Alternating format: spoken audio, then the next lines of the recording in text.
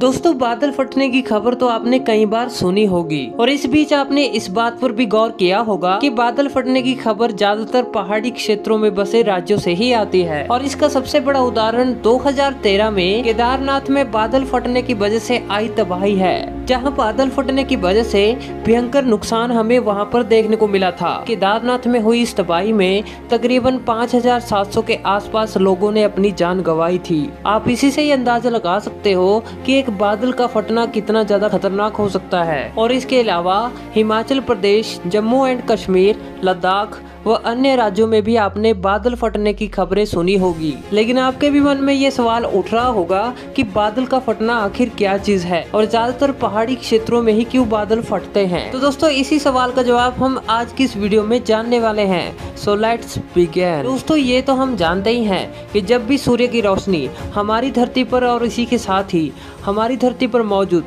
नदी, तालाबों व समुद्रों में पड़ती है तो पानी का टेम्परेचर गर्म होने लगता है, जिससे कि पानी वेपराइज होकर वायुमंडल में जाने लगता है। ये वाटर वेपर्स एक तरह की गर्म हवा होती है और ये वायुमंडल में घूमती रहती है। वायुमंडल का टेम्परेचर कम होने की वजह से ये वाटर वेपर्स वायुमंडल में जाकर कंडेंस होने लग जाते हैं और बादल का रूप ले लेते हैं। और बादल फटना एक ऐसी प्राकृतिक घटना है जिससे कि कुछ ही सेकंड्स या फिर मिनटों में काफी अधिक अमाउंट में बारिश होने लगती है, जो कि एक भयंकर बाढ़ का रूप ले लेती है। तो आखिर ऐसा होता कैसे है, तो चलिए इसके बारे में भी जान लेते हैं। दरअसल मानसून के समय बंगाल की खाड़ी व अरब सागर से नम हवाएं जब हिमालय के पहाड़ों की तरफ बढ़ने लगती हैं और उन पहाड़ों में पहुंचकर ये हवाएं ओरोग्राफिक लिफ्ट के तहत ये पहाड़ों से टकराती हैं और पहाड़ों से टकराकर ये ऊपर की तरफ जाने लगती हैं और ऊपर की ओर वायुमंडल में जाकर ये हवाएं कम टेम्परेचर की वजह से कंडेंस होने लगती है और बादलों का निर्माण करती हैं, जिससे कि वहां पर कई सारे बादलों का निर्माण होने लगता है। बादलों से रेन ड्रॉप्स कंडेंस होकर नीचे गिरने ही वाली होती हैं कि उस समय नीचे से आने वाली गर्म हवाएं जब पहाड़ों से टकराकर ऊपर की ओर जाती है, यानी कि orographic lift air in rain droplets को नीचे की तरफ नहीं गिरने देती और ये बादलों में ही इकट्ठा होती रहती है और ये बादल चारों तरफ से घिरे पहाड़ों के बीच फंस जाते हैं और वहीं पर ये लगातार इकट्ठे होते रहते हैं। ऊंचे पहाड़ों की वजह से इन बादलों को आगे बढ़ने का रास्ता नहीं मिल पाता। जब नए बादल वहां मौजूद बादलों से मिलकर इकट्ठा होते रहते हैं तो बादलों की डेंसिटी या फिर उनका भार बढ़ जाता है। समय के साथ साथ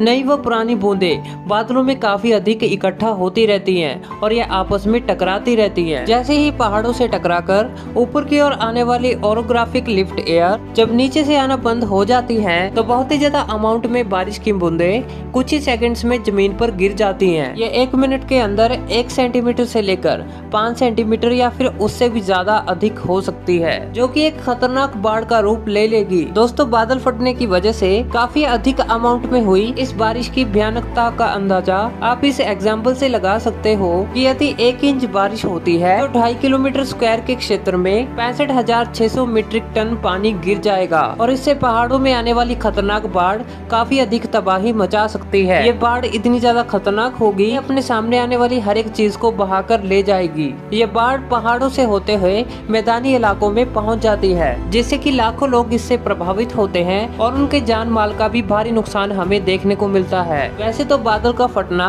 ज्यादातर धरती से 15 किलोमीटर की ऊंचाई पर ही होता है, लेकिन कुछ केसेस में बादल के फटने की घटना कम ऊंचाई वाले क्षेत्र या फिर मैदानी इलाकों में भी हो जाती है। और इसका उदाहरण हमें 2005 में मुंबई में बादल के फटने की वजह से आने वाली बाढ़ की तबाही का देखने को मिलता है। लेकिन मैदानी क्षेत्रों में बादल का फटना पहाड़ी क्षेत्रों से काफी ज्यादा अलग होता है और मैदानी क्षेत्रों में बादल फटने की ज्यादातर घटनाएं हमें समुद्रों के किनारे देखने को मिलती है। दरअसल इसमें होता ये है कि जब समुद्र के आसपास के एरिया में काफी अधिक बादल इकट्ठा हो जाते हैं और उन बादलों से रेन ड्रॉप्स अभी नीचे गिरने ही वाली होती है, तभी उन बादलों के नीचे से गर्म हवाएं बहने लग जाती हैं और ये गर्म हवाएं ऊपर की ओर उठने लगती हैं, जो कि बादलों से नीचे गिरने वाली रेन ड्रॉप्स को रोक लेती हैं और नीचे नहीं गिरने देती। फिर पानी की बूंदें बादलों में ही कंडेंस होकर जमा होती रहती हैं और उसके बाद जैसे ही ये गर्म हवाएं ऊपर की ओर उठना बंद हो जाती हैं तो पानी की बूंदें जो कि पहले से ही काफी अधिक अमाउंट में बादलों में इकट्ठा हुई रहती हैं, वो काफी कम टाइम में